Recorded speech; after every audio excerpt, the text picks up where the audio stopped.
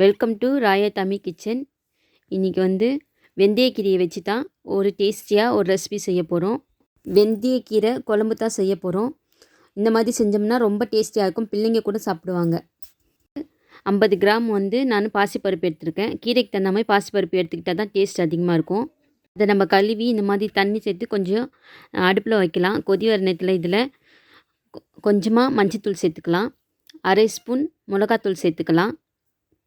அரை ஸ்பூன் மிளகாத்தூள் சேர்த்துக்கிட்டு 2 வெங்காயத்தை பொடியாக நறுக்கி சேர்த்துக்கலாம். 2 வெங்காயத்தை பொடியாக நறுக்கி சேர்த்துக்கணும். அப்புறம் ஒரு தக்காளி சேர்த்துக்கணும். 2-3 பச்சை மிளகாவை பொடியாக நறுக்கி சேர்த்துக்கணும். கீரை குழம்புன்றதால பாசிப்பருப்பு போட்டு செஞ்சோம்னா கீரை குழம்புனாலும் சரி கூட்டுனாலும் சரி ரொம்ப டேஸ்டியாக இருக்கும். பிள்ளைங்களும் விருப்பமாக சாப்பிடுவாங்க. அதனால் பாசிப்பருப்பு சேருங்க. இதில் கொஞ்சமாக நம்ம உப்பு சேர்த்து முதல்ல பாசிப்பருப்பையும் இந்த வெங்காயம் தக்காளி எல்லாத்தையும் வேக விட்டுடலாம். இதில் கொஞ்சம் ஜீரகம் சேர்த்துக்கலாம். ஜீரகத்தை சேர்த்து வேக விடலாம். இப்போ இது வெந்துக்கிட்டே இருக்கட்டும். வெந்துக்கிட்டே இருக்க நடுவில் நான் 2 கட்டை கீரை வாங்கியிருக்கிறேன். அந்த கீரையை நம்ம ஆஞ்சி ரெடி பண்ணிக்கலாம். இந்த பாருங்க, ஆஞ்சி ரெடியாக வச்சுருக்கேன். இதை நம்ம கழுவி ரெடி பண்ணி வச்சுக்கிட்டோம்னா பாசிப்பருப்பு வேகிற நேரத்தில் நம்ம சேர்த்துடலாம். இப்போ கூடவே நான் 2 பத்தை தேங்காவையும் குறைன்னு அடித்து ரெடி பண்ணி வச்சுக்கிட்டேன். இப்போ பாசிப்பருப்பு வெந்துடுச்சு. இதில் நம்ம கீரையை ஆட் பண்ணலாம். கீரையை எடுத்து நம்ம கொஞ்சம் கொஞ்சமாக ஆட் பண்ணிவிட்டு இது கொஞ்சம் அவுத்திக்கிற மாதிரி கொஞ்சம் ரஃப்பாக தான் இருக்கும். அதனால் இதை நம்ம வேக விடணும் கொஞ்சம் நேரத்துக்கு. வெந்த பிற்பாடு நம்ம தேங்காய் சேர்த்துக்கலாம். இப்போ நம்ம கீரையை சேர்த்துட்டு நல்லா கலக்கி விட்டுட்டு வேக விடலாம்.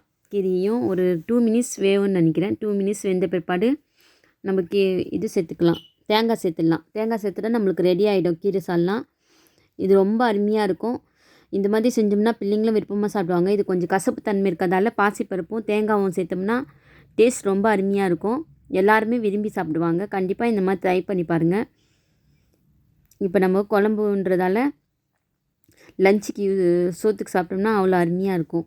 தேங்காவையும் ஆட் பண்ணிவிட்டேன். ஆட் பண்ணிவிட்டு 2 நிமிஷம் இதையும் 1 நிமிஷம் விட்டுட்டு நம்ம ஆஃப் பண்ணிடலாம். ஆஃப் பண்ணிவிட்டு இப்போ நம்ம தாளித்து தான் மேலே ஊற்றணும். கீரைண்டாலே லாஸ்ட்டில் தான் தாளிக்கணும்.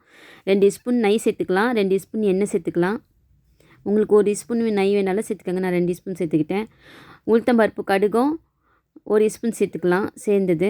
இதில் வந்து நான் ஊறுகாய் மிளகா ஒரு 3 சேர்க்க போகிறேன். ஊறுகாய் மிளகா இல்லாதவங்க காஞ்சி மிளகாவையும் சேர்த்துக்கோங்க.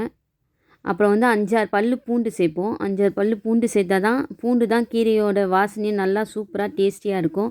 அதனால் கண்டிப்பாக பூண்டு சேருங்க. எல்லாத்துலேயும் உடம்புக்கும் ரொம்ப நல்லது. இப்போ நம்ம எல்லாத்தையும் தாளித்து கொஞ்சம் நேரம் சேஞ்ச் ஆனோன்னே எடுத்து ஊற்றிடலாம்.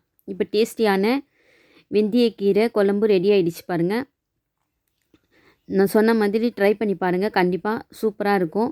லஞ்ச் சாப்பாடுக்கு ரொம்ப டேஸ்டியாக இருக்கும். இதுக்கு நீங்கள் உருளைக்கிழங்கு வாழைக்காய் பொரியல் எது வேணாலும் வச்சு வெஜிடேரியனாக இருந்தால் சாப்பிட்லாம். நான்வெஜ்ஜாக இருந்தால் நீங்கள் சிக்கன் போட்டு சாப்பிட்லாம். சிக்கன் 65 மட்டனு 65 எது வேணாலும் வச்சு சாப்பிட்டா அருமையாக இருக்கும். கண்டிப்பாக ட்ரை பண்ணி பாருங்கள். கண்டிப்பாக இந்த வீடியோ பார்த்தங்கன்னா எனக்கு லைக் பண்ணுங்கள், ஷேர் பண்ணுங்கள், சப்ஸ்கிரிப்ஷன் பட்டனையும் சேர்த்து அழுத்திடுங்க. நான் அப்போ தான் அடுத்தடுத்த போடுற வீடியோ உங்களுக்கு வந்து சேரும். தேங்க்யூ.